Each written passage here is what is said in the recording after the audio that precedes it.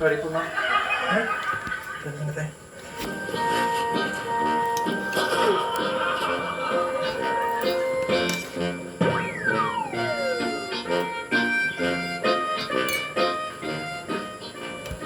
Elsa! Aha! Meeting pala, ha? Meeting yan, eh.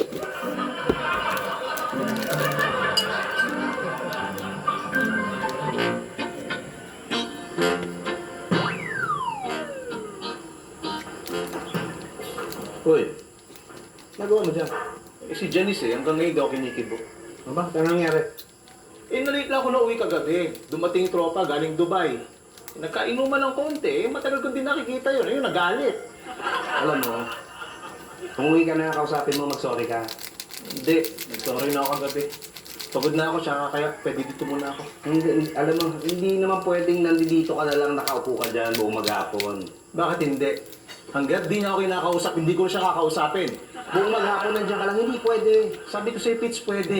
Hanggat di niya ako kinikibo, hindi ko siya kakausapin. Alam mo, tumayo ka na dyan. Bakit ba pinipilit mo ko tumayo dito? Upuan ko yan eh! Sabi ko nga, Ba't, Pitch? Nako, wala akong pera. Hindi naman ako umutang, eh. Grabe ka naman. tayo. Kumustahin ko lang yung kliyente mo, si Mr. Valdez. Nakapirma na ba siya? Wala, hindi ba? Ha? Bakit naman hindi? Eh, ang daming ginagawa eh. Alam mo, Pipito, importante yung makapirma siya bago matapos itong buwan na ito, ha?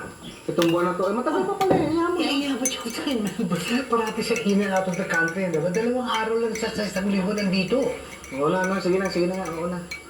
Pero alam mo, kung talagang busy ka, di, ako na lang magpapapirma. Ay, ikaw, hindi pwede. Confidential yun, tsaka hindi ka may empleyado dito. Na, Hindi ubos pwede na ikaw. sa bahay. Pitch, bakit ba atat na atat tumapirmahan mo yun? Siyempre, gusto ko kumita yung kumpanya nyo. Tsaka, naman si Pipito, kaibigan ko yan. Sasamahan ko siya. Ay, saan niya gusto pumunta? Especially kay Mr. Valdez. Kung pirma niya, sasama pa ako. Grabe ka naman, mamalasakit ka talaga. Ba't di mo ka sabihin na mga umisyon ka lang? Well, yun rin. Yun rin. Oo, yun pala. Kikita ka pala eh. Oo na.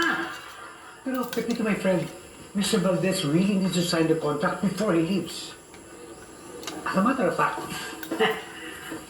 I just remembered. Pwede mo bang i-sign rin ito? Ano yan?